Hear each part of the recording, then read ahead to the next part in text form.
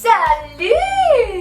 Ça t'est déjà arrivé de vouloir faire quelque chose et de ne pas avoir le courage de le faire? Là on attaque direct, pas de niaiserie là, pas de niaisage ou je ne sais quoi.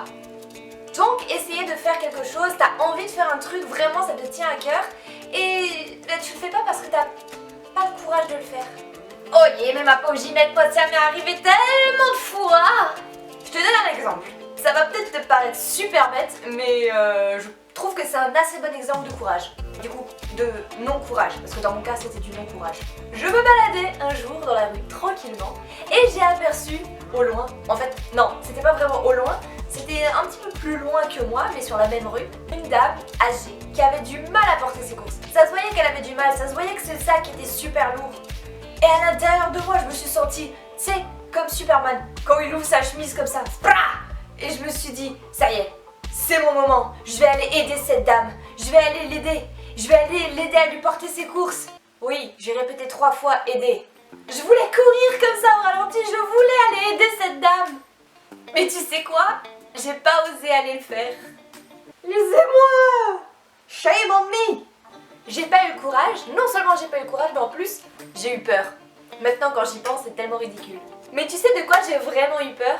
De l'échec. Je me suis dit que si j'allais lui proposer mon aide, elle allait me remballer, pire, elle allait me dire de partir, de déguerpir vite fait, ou pire encore qu'elle allait me frapper avec son sac à main.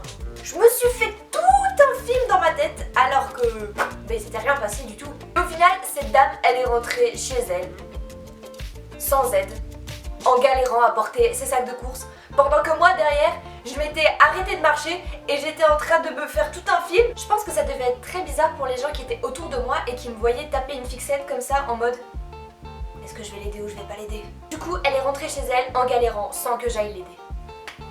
Dites-moi que je ne suis pas la seule, pitié! T'as remarqué la première chose qu'on se dit quand on a envie d'essayer un truc? La première chose qu'on se dit c'est ouais mais je suis pas sûre de pouvoir réussir. Tout de suite, d'abord on est convaincu, on se dit ouais ça va être génial et d'un coup on se dit ouais mais si je réussis pas, c'est la deuxième pensée qui vient. Le problème, c'est pas l'échec en soi. Échec?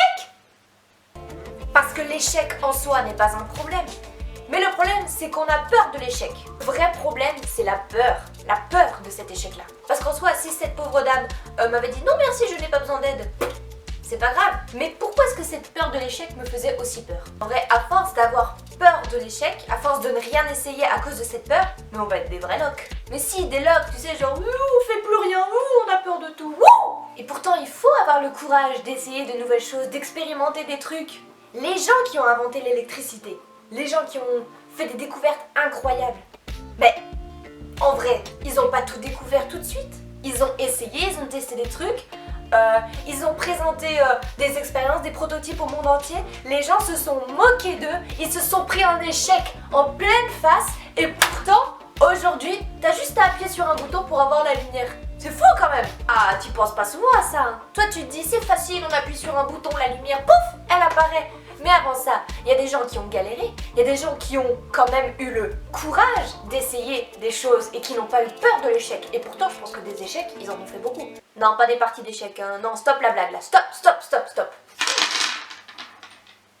Que tu gagnes, que tu perdes, que tu te prends un échec ou pas au pire, on s'en fiche. C'est sûr que peut-être ça ne te fera pas plaisir. Ça fait jamais plaisir d'essayer quelque chose et que finalement ça ne marche pas. Ça fait jamais plaisir, ça c'est sûr. Mais en essayant, tu auras forcément appris quelque chose. Tous les inventeurs, tous les scientifiques qui ont essayé et qui se sont pris des fails monumentaux, qui ont eu des échecs pas possibles, ces gars-là, ils ont appris de leurs erreurs. Des fois, les échecs, ça permet d'avancer. Parce que je pense que s'il n'y avait pas eu d'échecs pour ces personnes-là, peut-être que l'électricité ne serait pas aussi fiable aujourd'hui. En plus, tu sais quoi? Toi, tu as Jésus à tes côtés. Jésus nous le dit, je serai avec vous tous les jours jusqu'à la fin du monde. Et à propos de courage, il y a un gars que j'ai trouvé dans la Bible qui a fait preuve de ce courage, mais d'un courage incroyable. Alors, c'est dans Josué 1 verset 9. Tu connais ce personnage de Josué? Pour te situer un petit peu, Josué, c'est le gars qui a succédé à Moïse. Moïse, tu te rappelles plus ou moins? Ouais, il a ouvert la mer Rouge avec son bâton, les 10 commandements, tout ça, ça te dit quelque chose? Ok. Josué, c'est le gars qui a succédé à Moïse. T'imagines un peu la pression pour ce pauvre gars? Donc Josué succède à Moïse et Dieu lui dit « Ok, ce sera toi qui vas prendre les commandes de tout le peuple d'Israël. » La panique! Mais regarde un peu ce que Dieu lui dit au verset 9. Josué 1, verset 9. N'oublie pas que je t'ai recommandé d'être courageux et fort. Ne tremble pas. Ne te laisse pas abattre, car moi, le Seigneur ton Dieu, je serai avec toi partout où tu iras. Oh purée! Oh purée! Oh purée!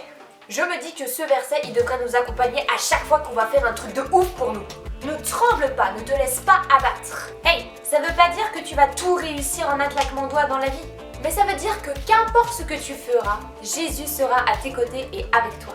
Ça veut pas dire que tu ne vivras plus certains échecs, mais ça veut dire que tu n'en auras plus peur. Tu n'as pas besoin d'avoir peur avec Jésus à tes côtés, avec Dieu lui-même à tes côtés.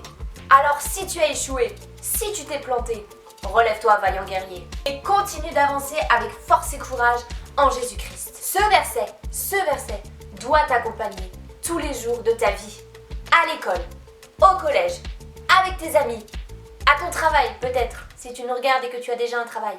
En plus c'est facile parce que ça tient sur un post-it, donc il te suffit de le glisser dans ta poche et tu t'en souviendras toujours. Allez, des bisous les petits potes!